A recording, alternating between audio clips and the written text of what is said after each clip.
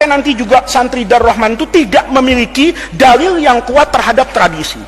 Kamu silahkan buka buku fikih mazhab apapun, ya, selama mazhab itu mazhab yang muktabar.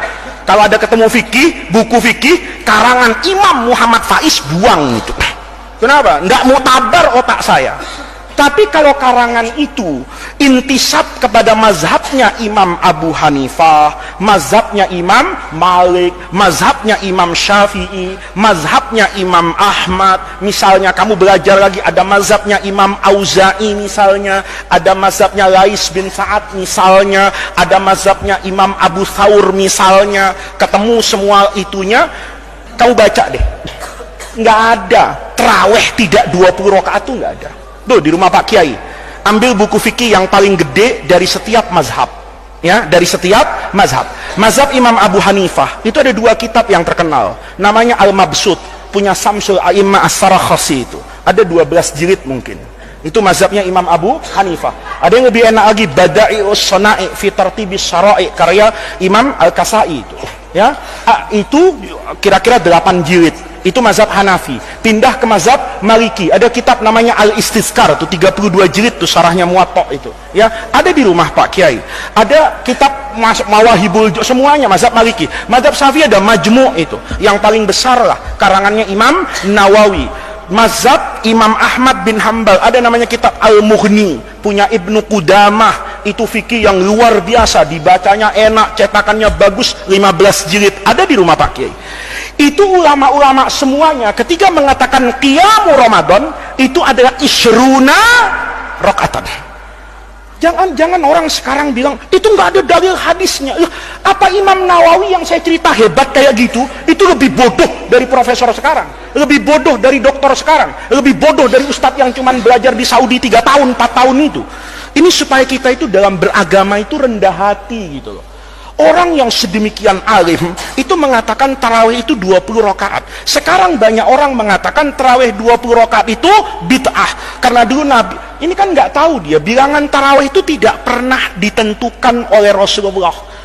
Kalau bilangan tarawih itu ditentukan oleh Nabi, tarawih itu nggak boleh hanya pas bandrol segini. Umar nggak mungkin nambahin. Satu. Yang lebih hebat lagi, mazhabnya Imam Malik itu ngambil fikihnya khalifah yang terkenal Umar bin Abdul Aziz. Umar bin Abdul Aziz tarawihnya berapa rakaat? 36. Dipraktekkan di sini, imamnya keluar masjid dibunuh orang itu. Kenapa? Kenapa? Lama. Coba lihat. Kamu buka fikih itu. Apa logikanya? Dulu semua itu sepakat tarawih itu 20 fikih itu. Tiba-tiba pada masa Khalifah Umar bin Abdul Aziz, ya, orang-orang di Mekah itu kalau tarawih sudah dapat 4 rakaat, 2 nih, tarawih itu 2 karena hadis Nabi itu sholatul laili masna. Di Mekah itu dulu, bukan sekarang, kalau sudah sholat 4 rakaat, 2 salam, tawaf dia 7 kali depan Ka'bah nih, tawaf. Nanti selesai 7 kali, sholat lagi nih, 2, habis itu tawaf lagi sampai 20 rakaat. Berarti ada berapa ini? Ada kira-kira 4 tawaf. Ada 4 tawaf. Kata mereka, yang di Madinah kita kalah pahala sama orang Mekah nih.